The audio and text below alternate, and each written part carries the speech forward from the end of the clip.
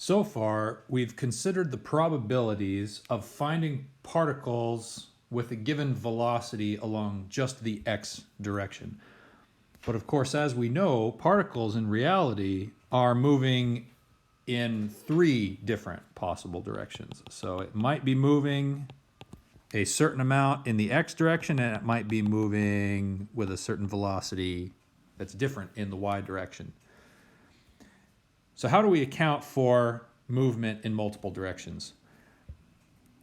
Well, each one of them is going to have its own Maxwell-Boltzmann distribution. And I have a graphical representation of motion in both the x and y direction here in the center of the slide. And as you can see, it's just another bell curve, but it's a two-dimensional bell curve this time. And so now I want to write out what that actually looks like in 3 dimensions. And that's represented with the symbol capital omega, and it's going to be a function of the velocity in the x and y and z direction. Now you may be surprised to hear that all you have to do is just multiply each of the individual velocity distributions times each other, and that's good enough. And when we multiply all those out, this is what we obtain. The mass of the particle divided by 2 pi kbt. This time it's to the 3/2 power, not the 1/2 power. And e raised to the negative m divided by 2 kbt. And then inside here, we have vx squared plus vy squared plus vz squared. Now, if you look closely, you may be able to see the kinetic energy expression right inside there. And this will tell us the probability of observing a particle with a given velocity in the x, y, and z directions. So far, we've only been talking about velocity distributions, but what about speed? So we saw that when it came to velocity, say in the x direction, the most probable velocity was at the location 0. But this is not true for speed. And the reason for this is because if we have a particle that is going a certain speed, then that can be described by any number of arrows of the same length, because this is all sort of represents the same speed. However, there are many more ways to have the particle go a faster speed. So paradoxically, this actually biases the probability that particles are going to be going at faster speeds. Eventually, the low probability of high velocities will catch up to that, and so it'll go back down. But this essentially means that speed distributions are going to be described by the following curve. So we're using v to represent the speed, and up here we represent the probability of a given speed. There's actually a 0 probability that the speed is 0. Again, this seems paradoxical because the most likely velocity was 0. But the probability of all 3 velocity components equaling 0 at the same time goes to 0. And then there's a certain maximum probability of the speed, and then it tapers off again like that. And that's what's indicated with this plot right up here. At the very top, I've got a graphic that tells you the Maxwell-Boltzmann molecular speed distribution for a number of different gases. And I'm going to write out that mathematical form, which is going to show us why for a given temperature, as you can see, this is at 25 degrees C, as you may expect, the lighter particles are going to be going faster speeds than the heavier particles are. So the mathematical formula, we're going to use big F to represent the speed distribution.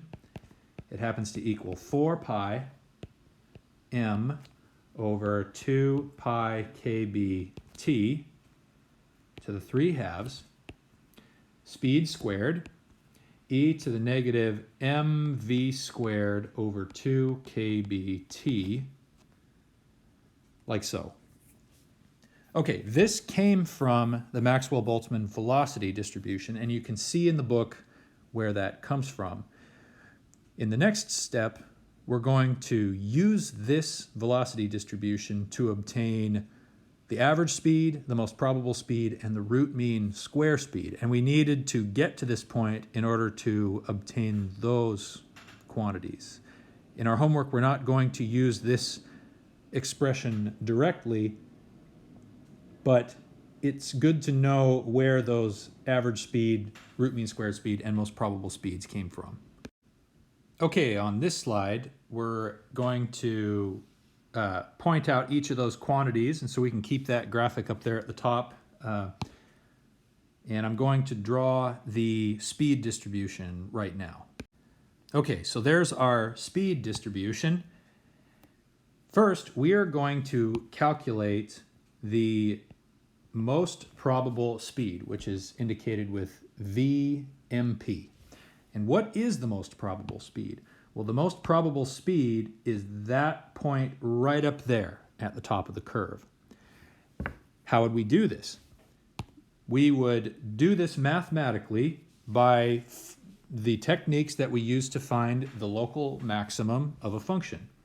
So all we would do is we'd find the derivative of f with respect to v, and then set that equal to 0. And I'm not going to walk through how that's done. I'm just going to give you the answer now.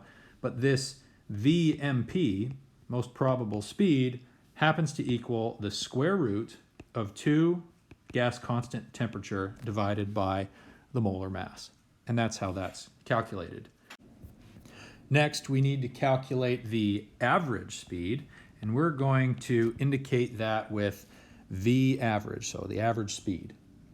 And the way that's calculated is we'll take an integral from 0 to infinity of the speed, of a given speed, times the probability of that speed integrated over all the different speeds, okay? This is like taking a weighted average. So if you look at a weighted average formula, it's going to look a lot like this, but this one applies to continuous distributions. And I'm not going to walk you through it. You can find it in the book. But the final expression that we get is 8RT over pi molar mass to the 1/2 power, or square root, really. I'm just going to rewrite this as the square root. So it looks similar to the most probable speed.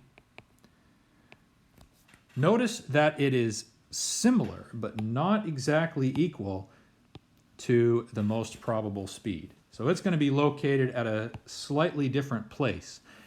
And you can see that that is indicated right here, average speed, and that it's slightly further away from the peak of that curve. The final formula that we're going to look at today is the root mean squared speed, and that's calculated VRMS. This equals the square root of the integral from 0 to infinity of the velocity squared times the probability of the velocity integrated over all velocities. And this happens to equal the square root of 3RT over big M. So as you can see, it is yet another different expression. So why are we learning about these 3 different expressions? Well, each one is used for a different purpose and does represent a different thing. For instance, the speed of sound is very closely related to this root mean squared speed. And other physical quantities depend on each of these different numbers as well. And so here are the formulas that you'll need to calculate these different average, most probable, and root mean squared speeds for a given gas, because you'll know the temperature, presumably, and you'll know the molar mass for the given gas.